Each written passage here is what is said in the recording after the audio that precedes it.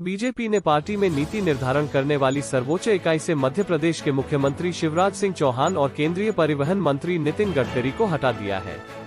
उत्तर प्रदेश के मुख्यमंत्री आदित्यनाथ को भी इस कमेटी में कोई जगह नहीं मिली है। कहा जा रहा है कि जहां शिवराज सिंह चौहान को परिवारवाद के चलते हटाया गया है, तो वहीं गडकरी जरूरत से ज्यादा तेज चलने और बदबोलेपन के शिकार हुए हैं।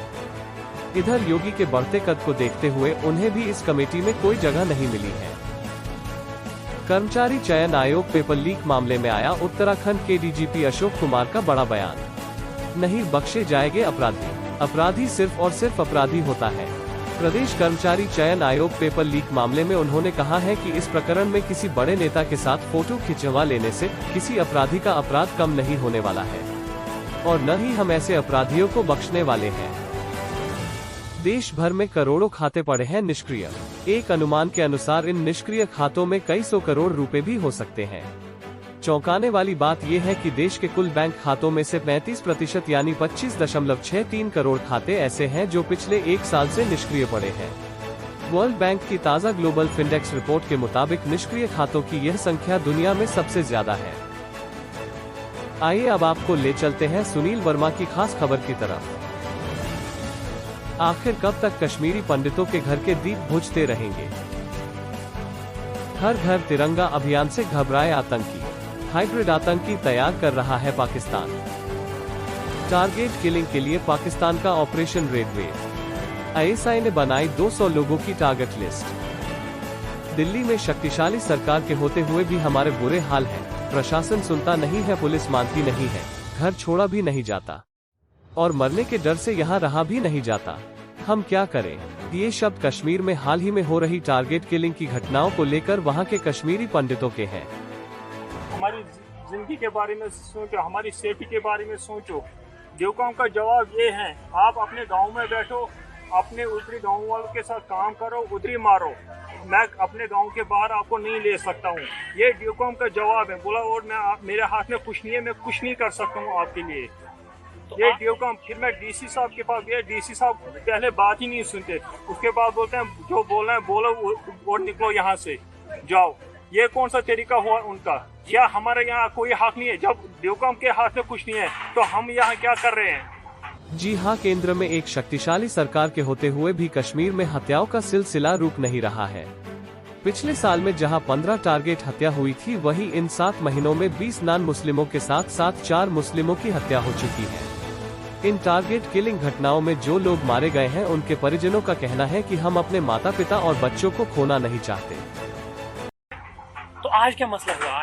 आज भी वही हुआ जो पहले मेरे भाई के साथ हुआ। आज तक किसी अफसर ने हमारा नहीं सुना। ये 4 महीने हुए, पीछे 5 महीने हुए, किसी ऑफिसर ने नहीं सुना हमारा।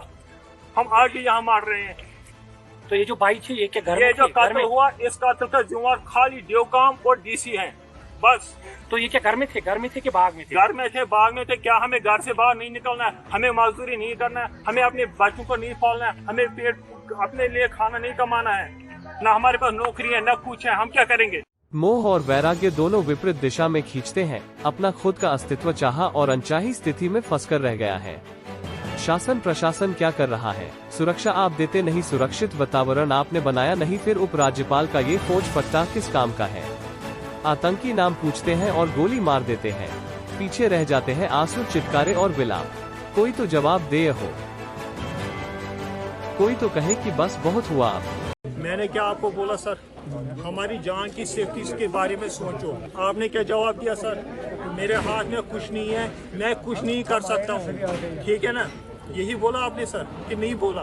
बोला मैं कुछ नहीं कर सकता हूँ, मेरे हाथ में कुछ। आप अपने घर में बैठो, अपने ही घर में करो। आज आप क्या कर रहे हैं इधर? किसने आए इधर?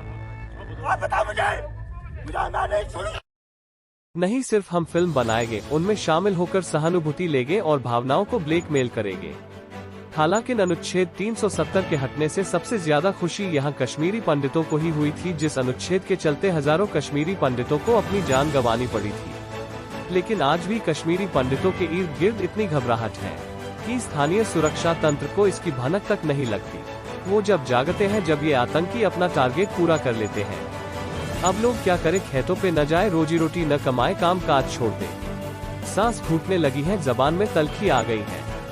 अब प्रशासन भी इस तलखी के चलते खींच उठा है और कुछ का कुछ बोलता है। यहाँ तक विरोधियों को भी कश्मीर में केंद्र सरकार की सही नीतियों का विरोध करने का मौका मिल जाता है। तो ये तो पहला हमला नहीं है कश्मीरी पंडित पर, जो बरसों की मेहनत के बाद उनको लाकर वहां पर वो आ रहे थे, रह रहे थे।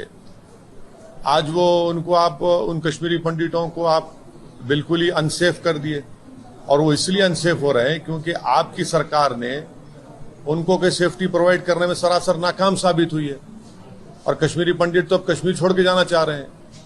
हमने और आपने देखा कि वो प्रोटेस्ट कर रहे थे रोडों पर आकर। ब्यूरो रिपोर्ट, आपकी आंखों देखी।